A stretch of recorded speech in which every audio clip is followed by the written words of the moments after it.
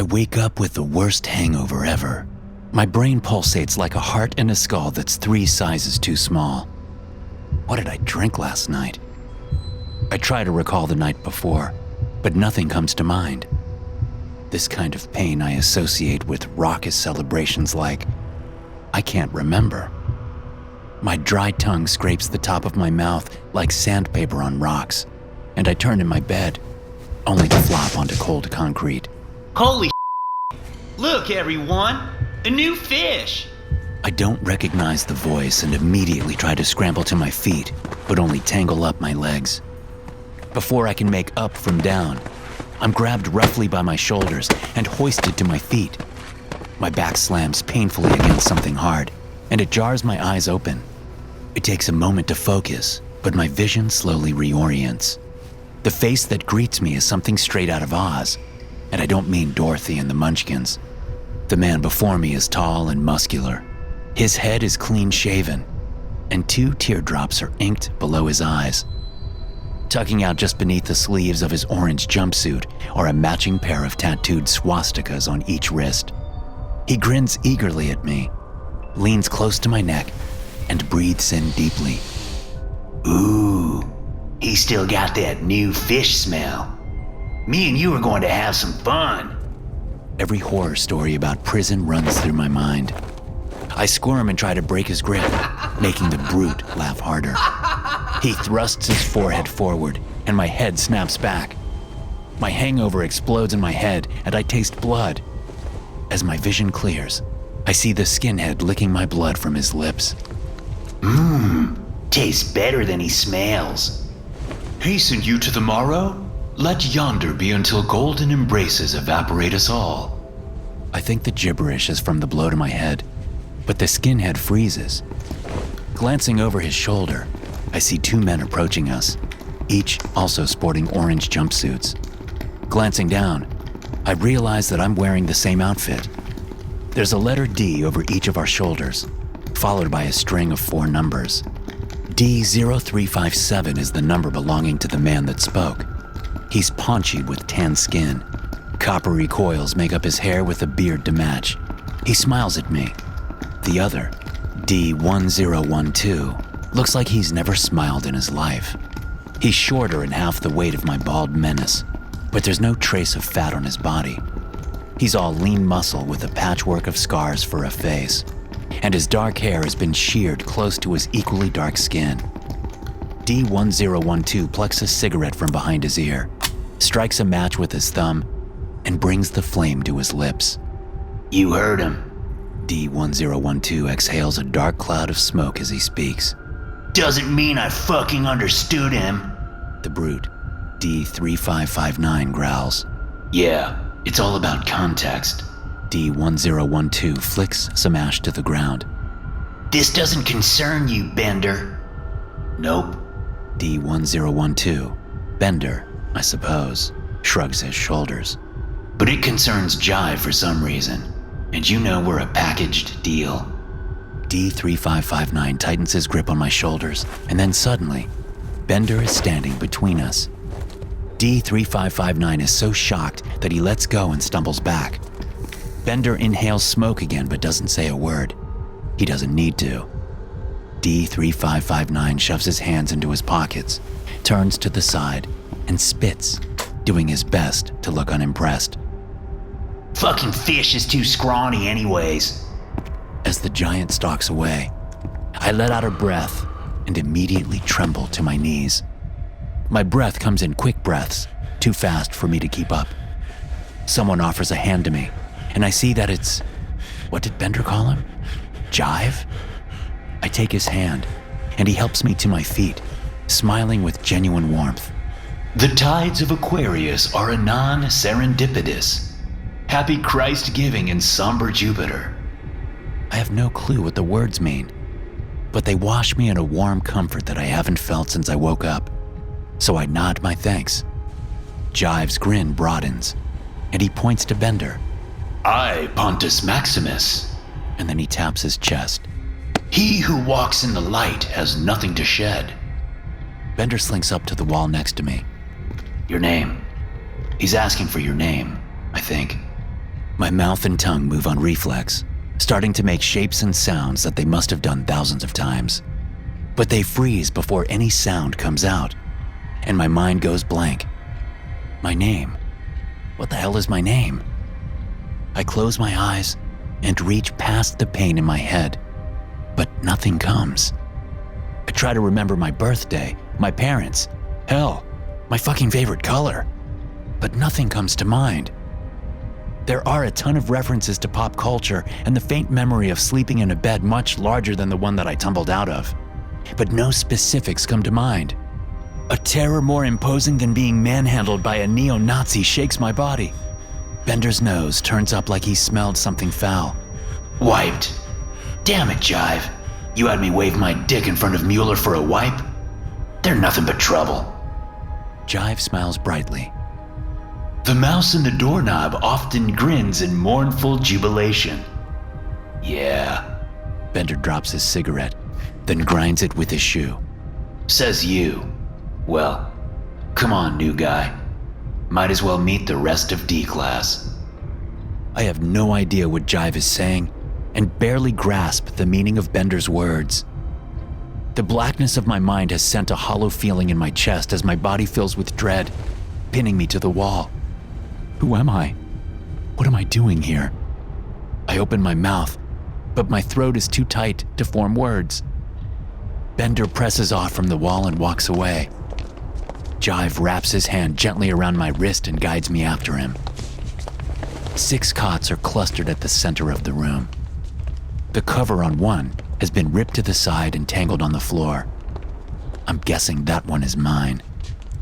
3 other people in orange jumpsuits mingle through the room, the only splashes of color against a gray cell of concrete. D3559 paces up and down the small room, sending glares in our direction. Centurions are not. Jive smiles at D3559. Mueller. Bender translates for his friend. Keep your distance from him. When the Foundation is short on D-rats for the SCPs, they ship people in from death row. Finally, my foggy brain latches onto some of Bender's words, and I swallow enough moisture to ask my questions. Foundation? SCP? D-rats? Bender glances over at me and frowns like a teacher who's been asked the same thing by the same student too many times. If you've been wiped, then you used to know what those words mean. You'll figure them out again soon enough. Mueller continues to pace and kicks the bare ground near one of the other inmates. She's sitting on the floor, head rested against her knees in a makeshift pillow. Mueller swears and kicks at her again, and then in a flash, Mueller's on the ground. The woman on top of him is pale-skinned, with short curly hair that's more pepper than salt. She twists Mueller's ankle until it snaps, and Mueller's screams fill the air. Phantoms in the morning from the dawn of man. Yeah. Bender translates again, looking at the shock on my face. D0024. Silent Mary. We haven't seen her in a while. If you think punks like Mueller are scary, look out for anyone with a 00 in their number. No guinea pig lasts this long in the Foundation without growing some fangs. Bender sighs and frowns at Jive. Christ, I'm starting to sound like you. So far, Bender hasn't been forthcoming with my questions. The only thing that he seems to be interested in is Jive. We watch as Silent Mary steps away from Mueller and slinks back into the same position as before. Mueller yells and writhes on the ground, so I turn toward Jive's enormous grin and then back to Bender. What's wrong with your friend? Bender shrugs his shoulders. What do you mean? He seems content to leave it at that, but Jive speaks up. Content eyes break through the dawn, stare at the multitudes. Then the chorus sings songs of marble and magma. Bender glances at Jive, then back toward me, apparently gleaning some intent in the madness of his words. I don't know. He's been at this longer than me. Could be he's been talking like this his entire life. More likely, though, some SCP made him like this. Dominion is the soul of all pizza, Jive says. Yeah. Bender shrugs again. Your guess is as good as mine on that one.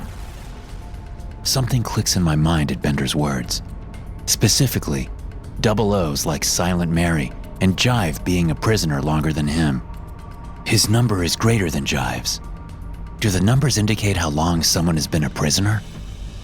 I tug at the corner of my uniform. Sure enough, I also have a D and 4 digits, D7662. Does that mean I'm the latest? That nearly 8,000 people are held prisoner here? Giving the new guy the rundown? I look up at the feminine voice and freeze. She's all curves that the orange jumpsuit can't hide. She's maybe 10 years older than me, but a complete knockout. Her dark eyes and skin remind me of someone, and I tug into the bare recesses of my mind to come up with a name. Oh geez, what was that show from a few years back? The one with housewives? Really? She asks with a frown. You can remember Housewives and not get to Desperate Housewives? That's it. I snap my fingers, then stare. Wait, how did... Careful what you think around Calli, Bender says. You might offend her. She smirks at him. You never have. You're not my type. She a psychic? As soon as the thought forms in my mind, Calli smirks and nods. The grin vanishes though, as a loud click fills the room. A portion of the walls open that was so seamless that I never realized it was a door. 6 men walk into the room, each in matching uniforms, black body armor with 3 letters over their left breast, SCP. Several other words circle the letters, but I can only make out one as they draw close. Foundation.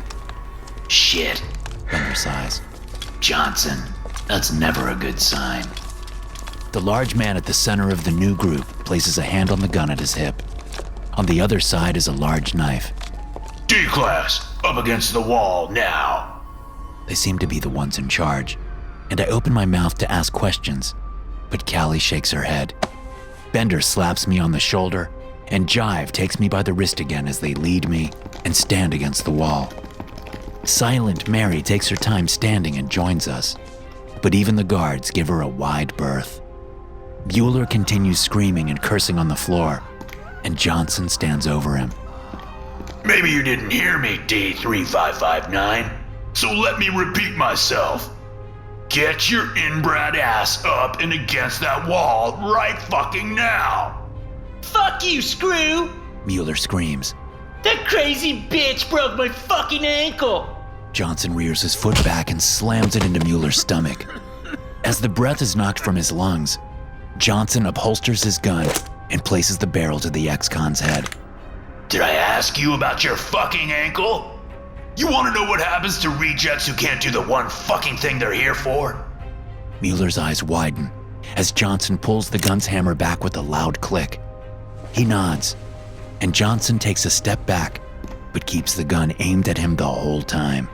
Slowly, Mueller hoists himself up and limps over in our makeshift line. Johnson strolls in front of us, but he stops at me and smiles. Well, look who's here. Johnson smiles at me. Looks like someone needs a crash course on the rules. Huh? I shake my head.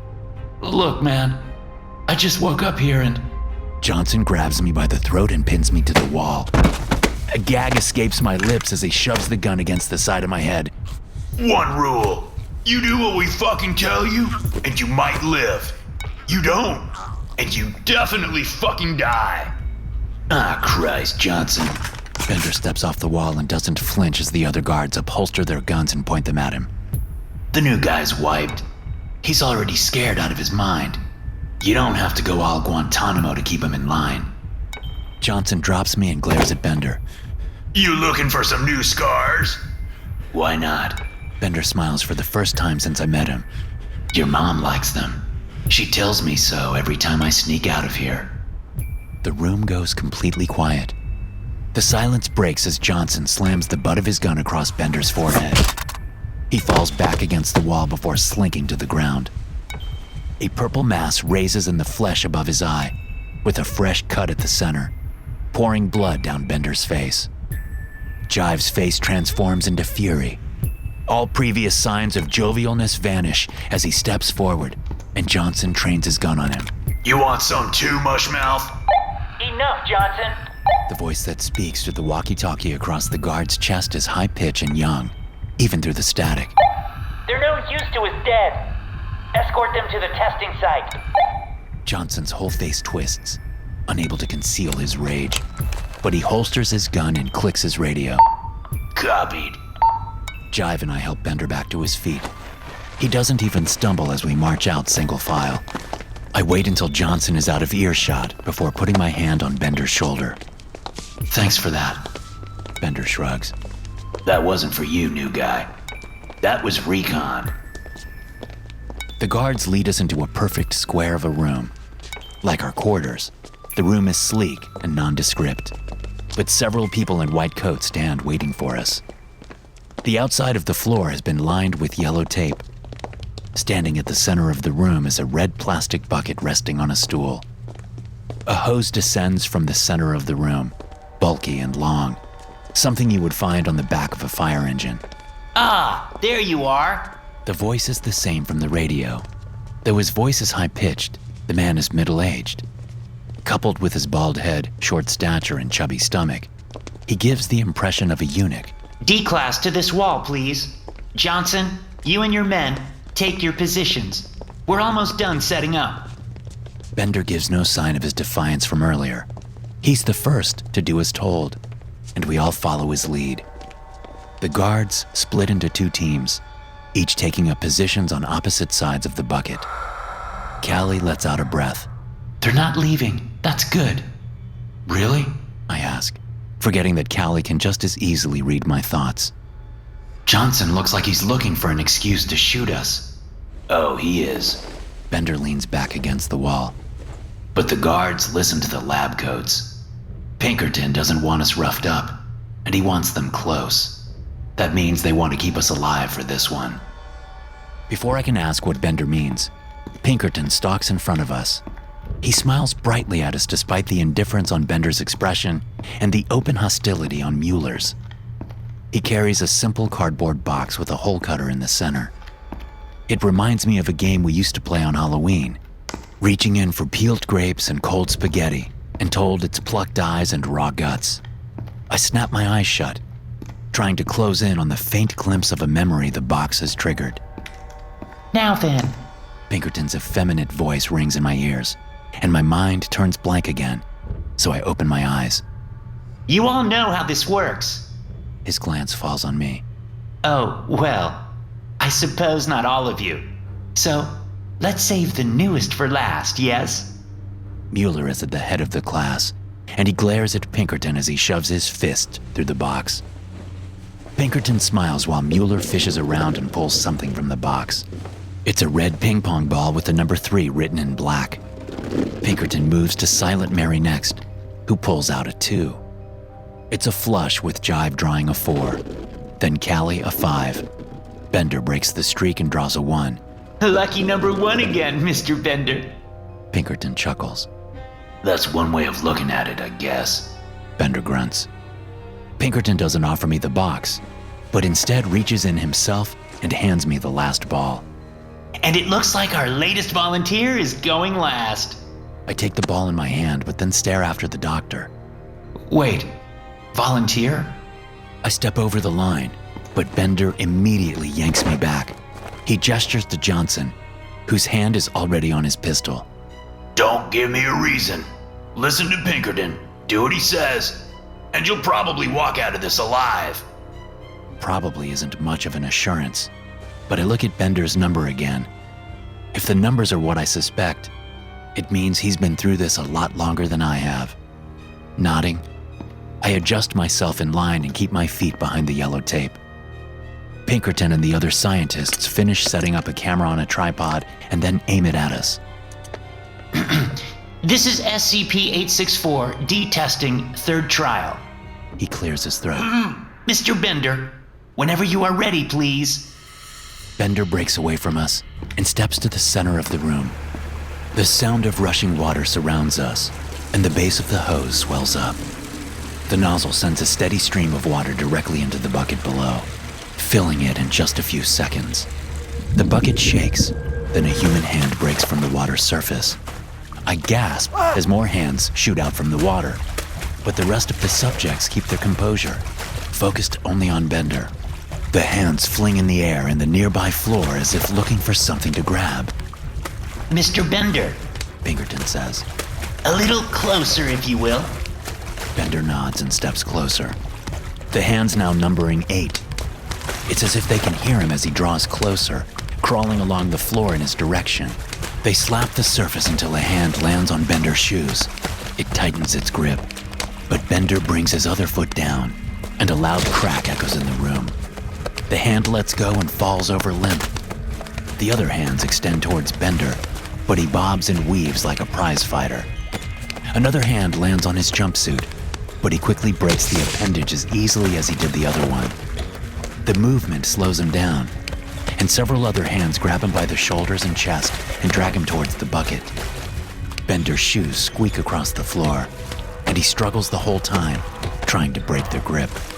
Hollow by the righteous ineptitude! Jive screams and runs forward, but Johnson and another guard break from the sides and tackle him to the ground.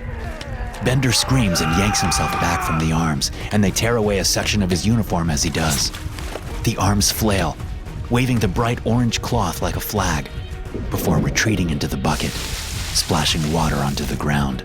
Bender's exposed torso is just as scarred as his face, and he looks more terrifying than the strange creatures as he stalks towards the guards and heaves them off Jive.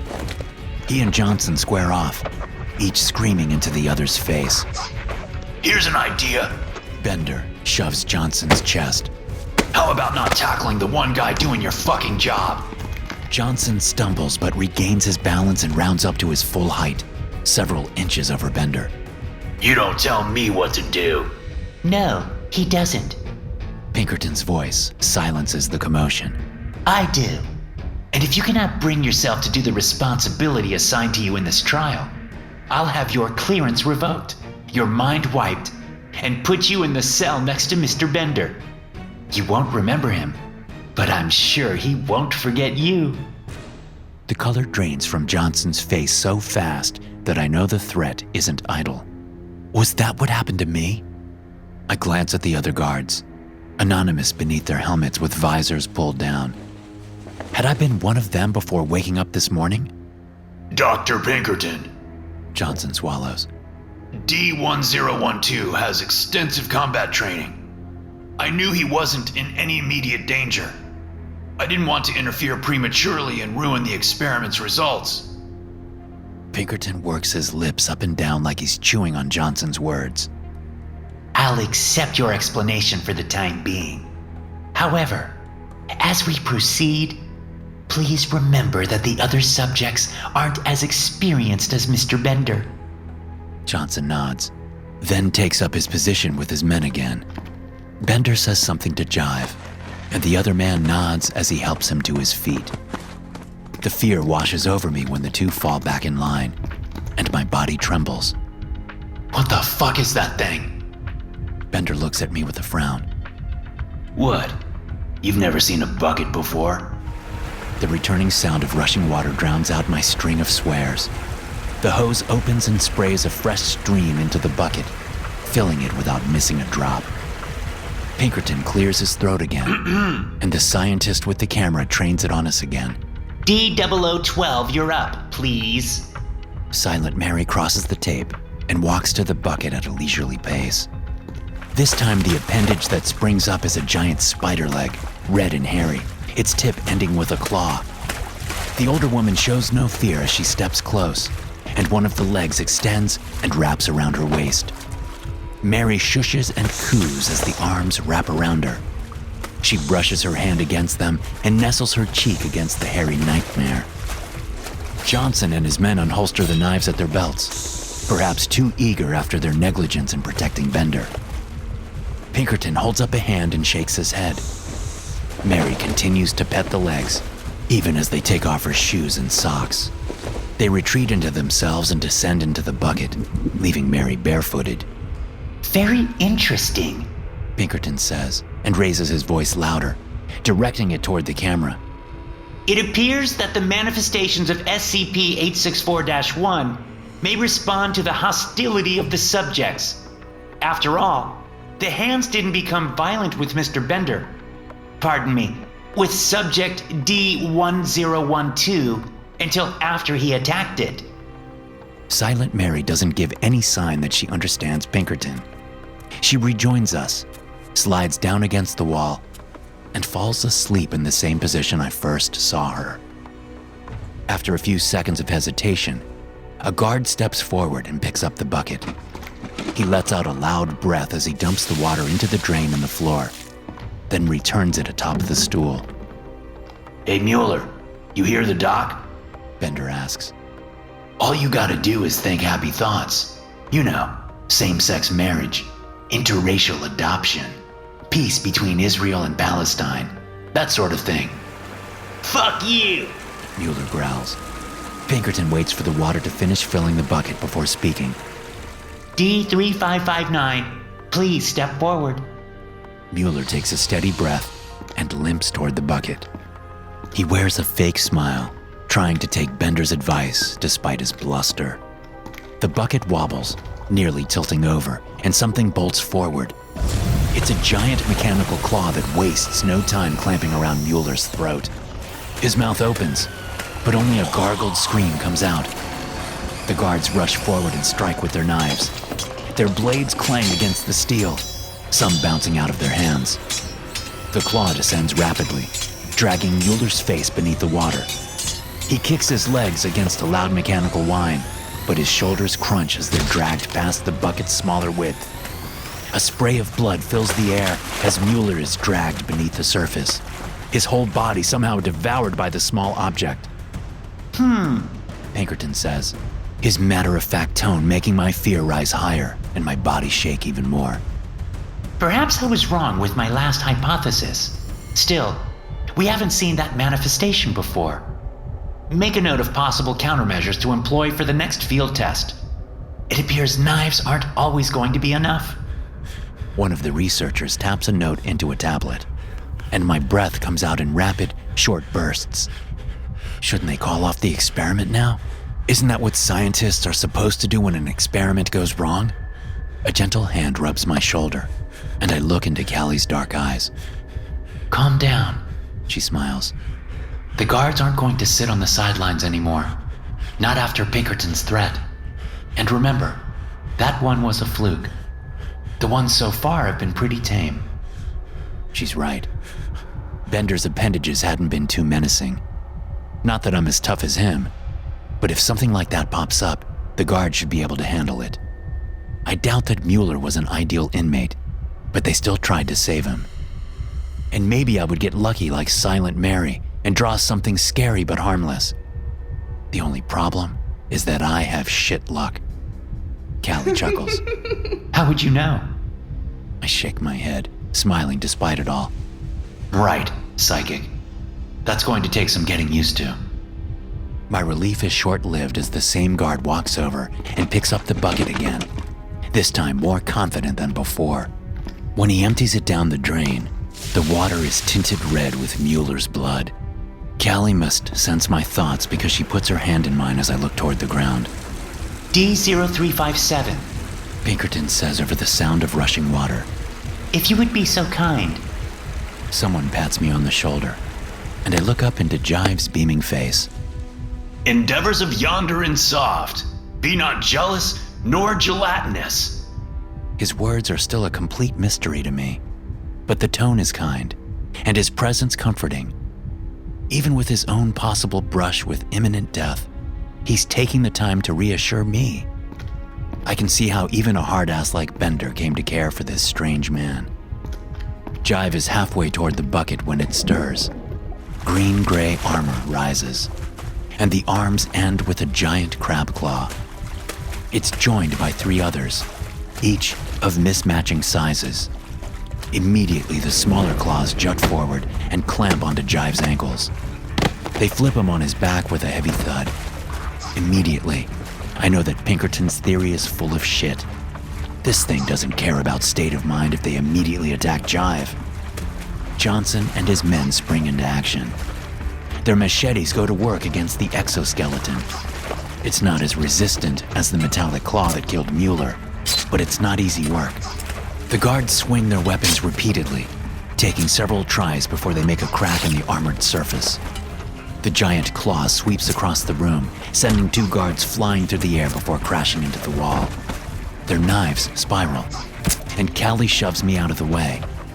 A knife bounces where I had been standing. With less resistance, the smaller claws are faster as they drag Jive closer to the bucket. Shit! Johnson screams. Stand down! It's got him! No! I'm surprised that it's my voice, and even more surprised that I pick up the discarded knife. I run across the room and raise the heavy blade, striking against the smaller claws dug into Jive's flesh. It's not long before another blade joins mine. Don't waste time, new guy.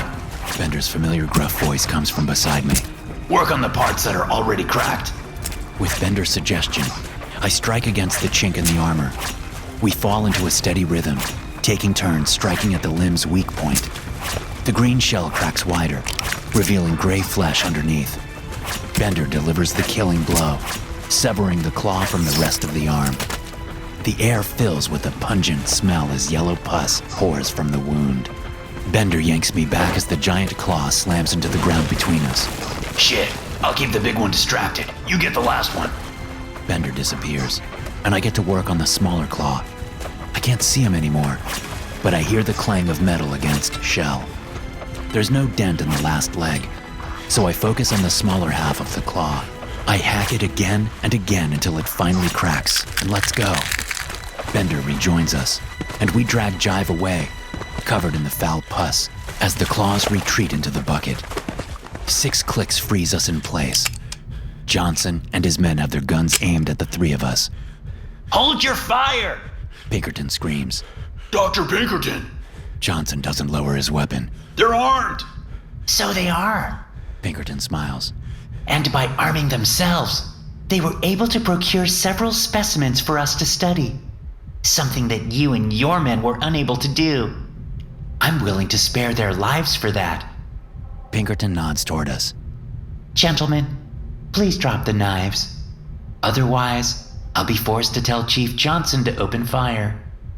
I immediately let go of my knife, and Bender does the same. Calli meets us halfway and helps us back over the yellow tape. While the guards reclaim their weapons and empty the bucket, the younger scientists also go to work. They zip up the claws in heavy bags and fill several containers with the rank pus.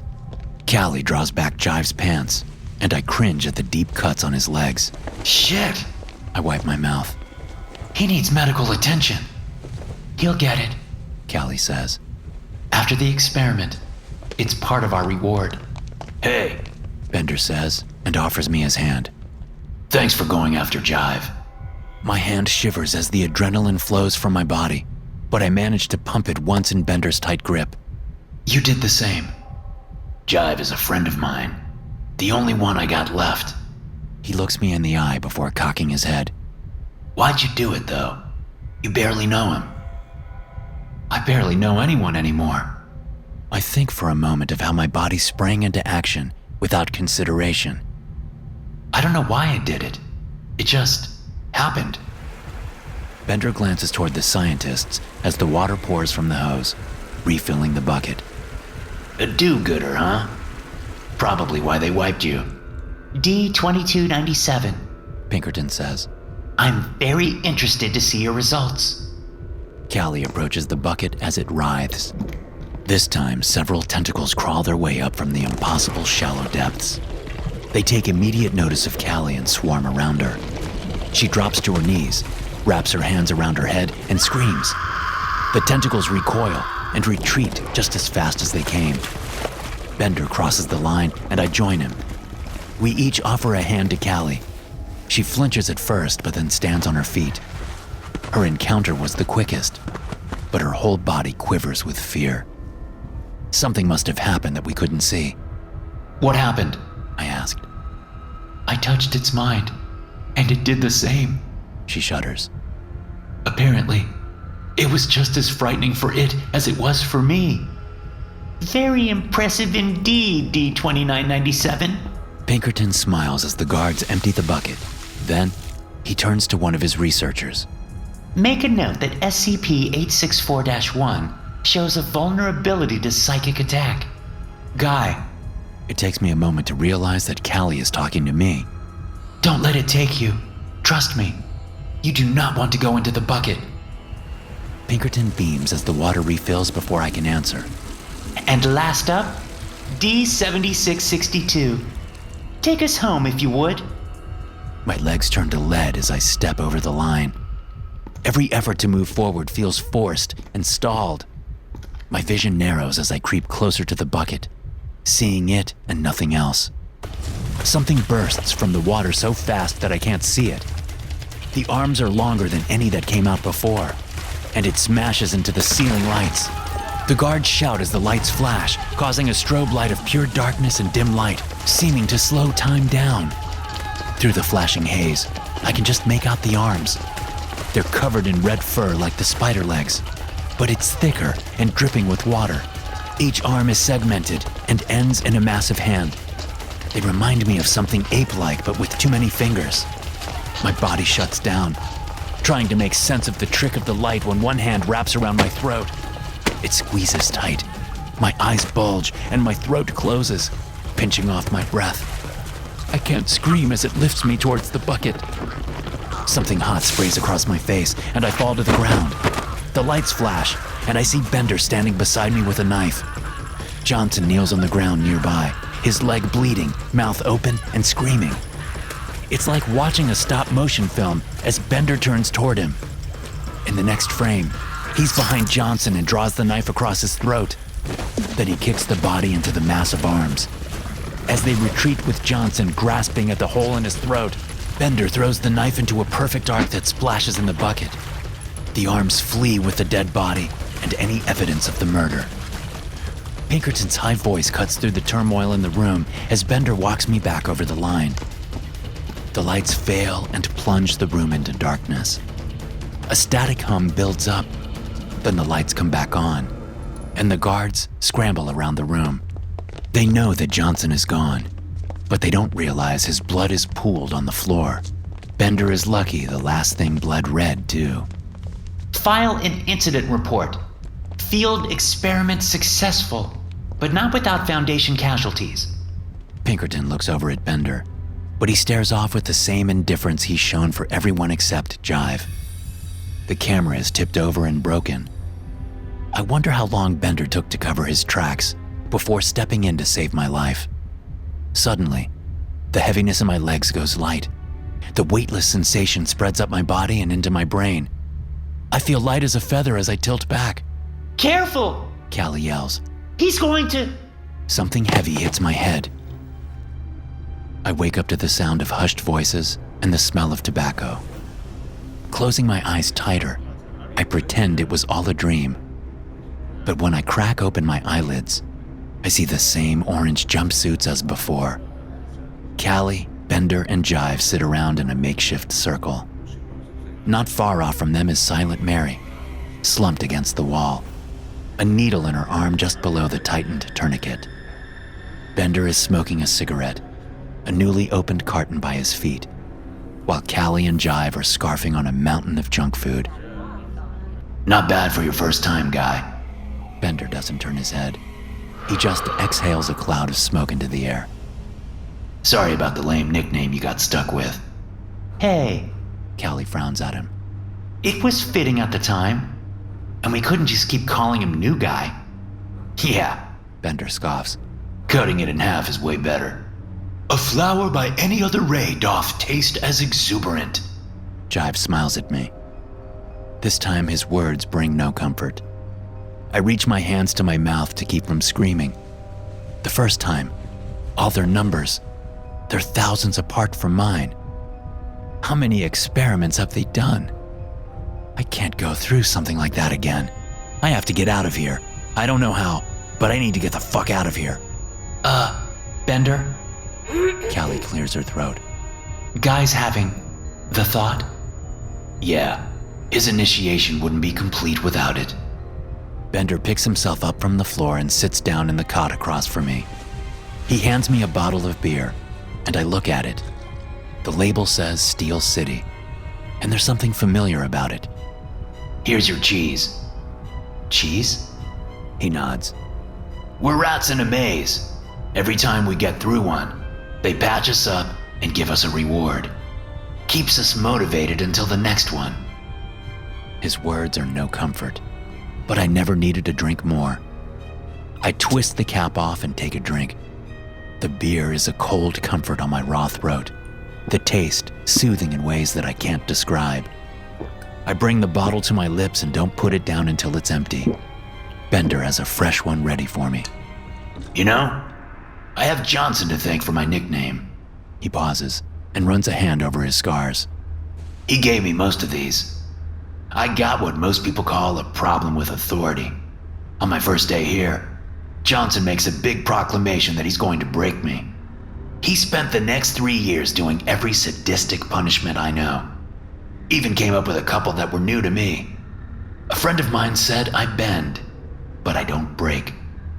Bender laughs, harsh and unyielding like everything else about him. Has Jive strung 2 coherent words together since you met him? Nah, this was, well, it doesn't matter. He's not here anymore. A trace of regret creeps into Bender's voice, and I remember what he said earlier. Jive is his only friend, the only one that he has left. But that didn't mean that had always been the case. How many people had he seen die in his time here? My throat goes dry, so I down the last of my beer to get enough moisture to ask my next question. I'm going to die here, aren't I? Yeah. Bender's tone is as frank as his answer. One way or another, the Foundation doesn't recruit people to D-Class that would generate a missing persons report. We've all had the thought, but there's no escape. Plenty of riots and escape attempts, but they all end the same way. So, it's hopeless? No, just a different kind of hope. Bender snuffs out the cigarette on the bottom of his shoe and lights a fresh one. He offers it to me, and I take it, choking down the smoke and chasing it with a third beer. Took me 10 years to get Johnson, but I got him. You just got to sit and wait. Enjoy the small things. Find something you can accomplish to get you through the next day. Great. I sigh and take a drink. I just got to make mortal enemies with the prison guard and wait for my opportunity to murder him. Bender smirks. You know they personalize our rewards. Unfiltered Pall Malls for me, Cheetos for Calli, Honey Buns for Jive. Hell, Silent Mary's smack probably comes from the same dealer when she worked the streets. And this, they picked out for you. Reaching over, he taps the label, and I look down at the Steel City logo. That's a craft beer, small brewery. If I were a betting man, I'd say you were from Pittsburgh. Pittsburgh. I close my eyes and search for any memories that the word might trigger, but nothing comes to mind. When I open my eyes, though, the bottle looks more familiar than before. It's not much, but it's more than I had. Life here is hard. The cot squeaks as Bender stands. But it's a little easier with a purpose, and with allies. You had our back today. We'll have yours tomorrow. Keep doing the same for us, and we'll keep doing the same for you. It's not an offer of friendship. Bender says he was never broken, but I'm not sure if that's true. He's probably lost so many people that he doesn't want to get close to anyone again. Yet, the invitation is an open one. I join the circle with the other 3 and take a honey bun that Jive offers. The sugar clashes against the layer of beer on my tongue, but the floor is more comfortable than I thought as I settle into my new life. SCP-864 is a 20-centimeter tall wash basin with a 10-centimeter radius, composed of red metal commonly found in wash basins. The words "Made in China" and "Cherry Imperial Goth Applications" are imprinted on the bottom with black ink. No company of that name is found anywhere in China. When SCP-864 contains at least 200 milliliters of water, it will manifest an instance of SCP-864-1. Instances of SCP-864-1 designates a series of appendages which have appeared from SCP-864. Instances of SCP-864-1 may attempt to seize a human subject within their reach and violently pull them into SCP-864. Instances of SCP-864-1 do not always attempt to take the subjects, with tests showing that the majority of SCP-864-1 instances will make no attempt to attack human subjects. No subjects taken through SCP-864 have been recovered. Hey guys, thanks for listening. Be sure to subscribe to the podcast for more SCP stories like this one. You can also check out some more episodes from the SCP Experience podcast here. I'll see you in the next one.